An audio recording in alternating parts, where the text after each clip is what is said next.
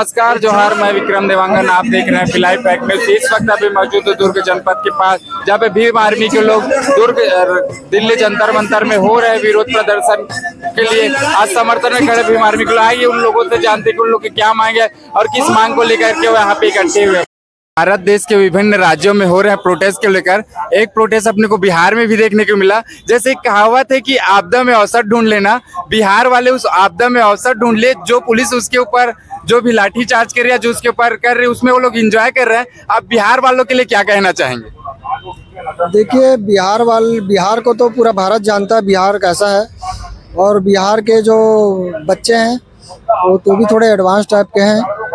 और ये जो गुस्सा है ना, ये गुस्सा लोगों के अंदर ना 20 तारीख के जो वहाँ के पुलिस प्रशासन के द्वारा जिस तरीके से वहाँ के स्टूडेंट को, बच्चों को और वहाँ के जो बड़े बुजुर्गों को और ख़ास करके महिलाओं के साथ जिस तरीके से दुर्व्यवहार किया गया गंदे तरीके से, तो इसको देख के ना एक नॉर्मल आम इंसान के भी ना हृदय में ना गुस्से से भर चुका है व्यक्ति। तो कहीं ना कहीं वो चीज़ ना वो निकल के आएगा, चाहे कोई भी राज्य का हो, बिहार का हो चाहे कहीं का भी हो, हर कोई उसका विरोध तो करेगा और हर कोई अपने अपने तरीके से कर रहा है। लेकिन उस बीच में कुछ बीजेपी और आरएसएस के कुछ गुंडे हैं जो दोनों साइड से काम कर रहे हैं। वो कभी स्टूडेंट को भी मार रहे हैं, जैसे 20 तारीख को देखने को मिला, और वो पुलिस वालों को भी मार रहे हैं। तो ये जो बीच में घुस के स्टूडेंट लोग मारपीट नहीं करते, स्टूडेंट सिर्फ प्रोटेस्ट कर रहा है, स्टूडेंट मार खा रहा है, लेकिन स्टूडेंट मार नहीं रहा। और जो मार रहे हैं ना, ये भी आरएसएस बीजेपी के गुंडे ही है। जो पुलिस वाले जो जंतर मंतर में अक्सर मोदी जी कहता है कि बेटी बचाओ और बेटी पढ़ाओ, और जंतर मंतर में उसी बेटी के साथ मारपीट किया गया पुलिस वालों के द्वारा। इस विषय में आप क्या कहेंगे? देखिए, बीजेपी सरकार ये जो बोलती है ना बेटी बचाओ बेटी पढ़ाओ, इस बीजेपी सरकार में जितने भी इनके बीजेपी के नेता हैं, ये सब आरएसएस के जितने भी ये नेता हैं, ये सबसे बड़े बलात्कारी नेता इन्हीं में हैं। इनमें बेटी बचाओ नहीं चलता है। इन लोगों में ना बेटियों के साथ तो उनका शोषण किया जाता है। इनके बड़े बड़े नेता, आप देखोगे कितने सारे बड़े नेता हैं जिनके ऊपर रेप का केस लगा हुआ है, कितने लोग जेल भी गए हैं। तो ये बेटी बचाओ वाला ये नहीं है बीजेपी, ये शासन पूरा ना शोषण करने वाला। और इसी महिलाओं के साथ नहीं, ये दलित, पिछड़े, आदिवासी, ये सबके साथ शोषण कर रहा। आज पूरे भारतवर्ष में हर कोई परेशान है बीजेपी के तानाशाही से। हर जगह आप देखिए तोड़ फोड़, और आदिवासियों के साथ उनका अधिकारों का हनन हो रहा है, दलितों के साथ उनका हनन हो रहा है। हर जगह हर लोग परेशान है, लेकिन ये सरकार नहीं मालूम है अपने चूड़े आ जाती है, जिसपे बहुत जल्द ये सब चीज़ें हटनी चाहिए। आप अपना परिचय दीजिए। मैं भीम आर्मी जिला उपाध्यक्ष। संविधान का जो पुस्तक है, किताब है, बाबा साहेब जो फोटो बना उसमें मैं आपसे पूछना चाहूँगा, संवैधानिक तौर पे आपको इस सब में क्या गलत नज़र आ रहा है? देखिए, हम भारत के लोग हैं, ये संविधान का पहला प्रियम्बल है, और हम भारत के लोग, हम आतंकवादी नहीं हैं। हम जो स्टूडेंट्स हैं, हम अपनी शिक्षा के लिए लड़ रहे हैं। उसमें एक सीधा सा बात था, अगर भाई आप अकाउंटेबिलिटी नहीं ले सकते, आप जिम्मेदारी नहीं ले सकते, तो आप छोड़ दिए कुर्सी, आप छोड़ दीजिए। अगर नहीं कर सकते कुछ चीज़ें तो आपके रहते पे इतने सारे पेपर लीक हो रहे हैं, बच्चों के साथ इतना अन्याय हो रहा है। अगर किसी एग्ज़ाम की हम तैयारी करते हैं ना, तो महीने महीने सालों सालों भर एग्ज़ाम की तैयारी करते, बच्चा खाता नहीं है, पीता नहीं है, सोता नहीं है। इन सब चीज़ों को हल्के में लेते हैं आप लोग। हाँ, हल्के में लेने वाली चीज़ नहीं है ये शिक्षा। अगर किसी समाज की प्रगति करनी है तो सबसे पहली ज़रूरी होती है शिक्षा, और उसके बाद हम अगर हमारे देश को आगे बढ़ाने के लिए अच्छे तरीके से मेहनत कर रहे हैं, शिक्षा ले रहे हैं, उसमें आप हेर बदल करोगे, उसमें आप भ्रष्टाचार करोगे, तो ये तो बहुत गलत बात है।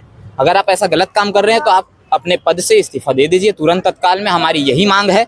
और भीम आर्मी भारत एकता मिशन जो हमारा राष्ट्रीय कमेटी है, उसने भी हमें, हमारे बड़े भाई चंद्रशेखर आज़ाद ने और बड़े भाई विनय रतन सिंह ने हमें आदेशित किया है कि 25 तारीख को अपने अपने जिला मुख्यालयों में इस मामले को लेकर के हम लोगों को धरने पे बैठना है। तो हम लोगों ने इससे पहले भी कर चुका था, इंडिविजुअल किया था, as a youth, as a student हम लोगों ने इंडिविजुअल किया था। लेकिन अब हमारे संगठन की तरफ से हमको फैसला मिला है, तो हम इसको कर रहे हैं। और 15 दिन का अल्टीमेटम दिया हमारे बड़े भाई ने। अगर शिक्षा मंत्री इस्तीफा नहीं देते हैं तो ऐसे ही बड़े बड़े आंदोलन होंगे अलग अलग जगहों पे।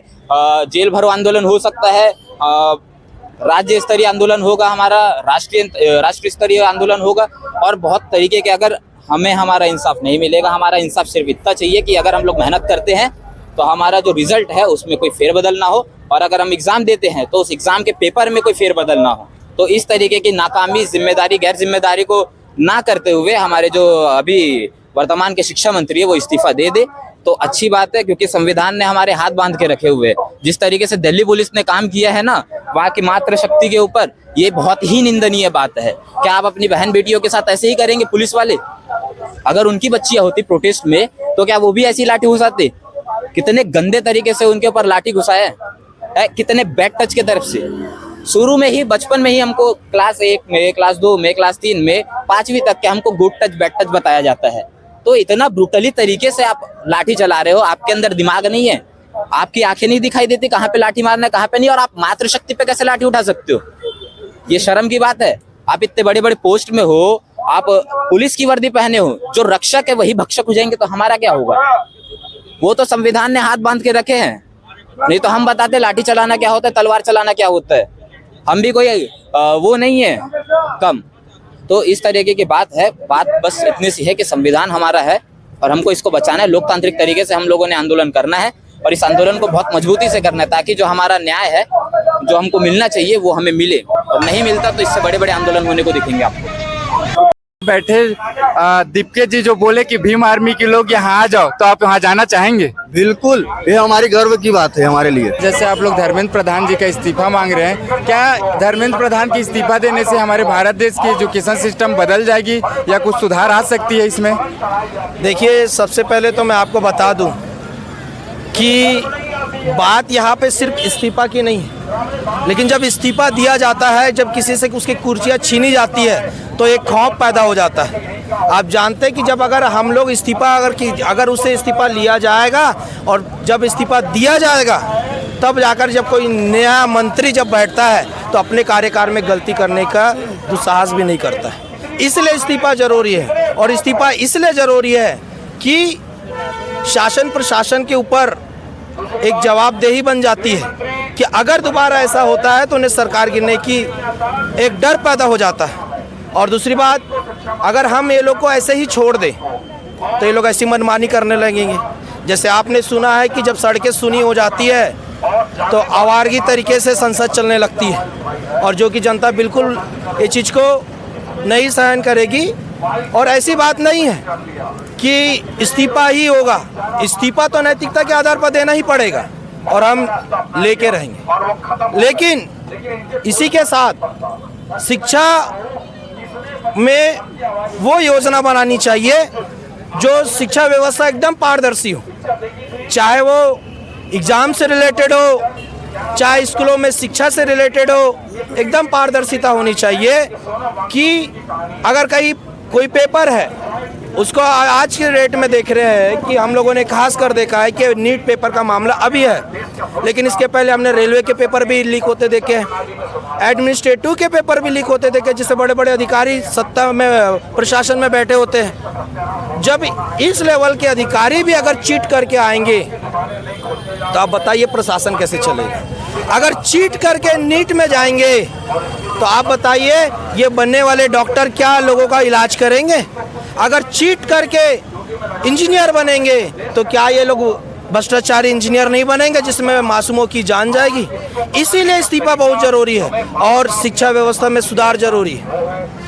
जो जंतर मंतर में हो रहा है विरोध में, जो छात्र वहाँ पे अपने घर से दूर वहाँ पे जा कर के बैठे हैं धरना प्रदर्शन में, उन बच्चों के लिए आप क्या कहना चाहेंगे? देखिए, ये वो बच्चे हैं जो अपनी जिम्मेदारी, अपनी जवाबदारी समझते हुए सरकार से प्रश्न कर रहे हैं, और वो प्रश्न कर रहे हैं जो उनकी मूल सुविधा है, वो उनका अधिकार है, जो इस देश में वो एक नागरिक होने के नाते उन्हें बहुत जरूरी है। क्या मांग रहे हैं? शिक्षा ही मांग रहे हैं। और आप क्या कर रहे हैं? एक कुर्सी में गम लगा के चिपक गए हैं। ये कुर्सी पे देने वाली जनता है। और आपको मैं बता दूं, ये वो लोग हैं जो धर्म के आड़ पे जिनको गूंजा जाता था, पूरा गूंथा जाता था, आज इस देश में यूथ की आंखें खुल चुकी है और ये लोग उन यूथ को दबाने की कोशिश कर रहे हैं। उस छात्र, हमारे भाई, हमारी बहनें, हमारी माताएं जिन्होंने अपने बच्चे खोया, वो भी आज जाके धरने में बैठे हैं। और जो आने वाली पीढ़ी, छोटे छोटे बच्चे को लेके बैठे कि आने वाले समय उनके समय ये चीट ना हो। उनको भी दबाया जा रहा है, असामाजिक तत्वों को डाल डाल करके मारा पीटा जा रहा है। लेकिन वो भूल चुके हैं, ये तो अभी जन आंदोलन का सिर्फ एक डेमो था, जो कल पर माननीय प्रधानमंत्री जी को आकर के लाइव फेसबुक लाइव आकर के जवाब देने की जरूरत पड़ी। लेकिन ये जवाब संतुष्टि लायक नहीं है, और यह आप संतुष्ट करने नहीं बैठे हैं, आपको मांग माननी पड़ेगी या फिर संसद की कुर्सी खाली करनी पड़ेगी।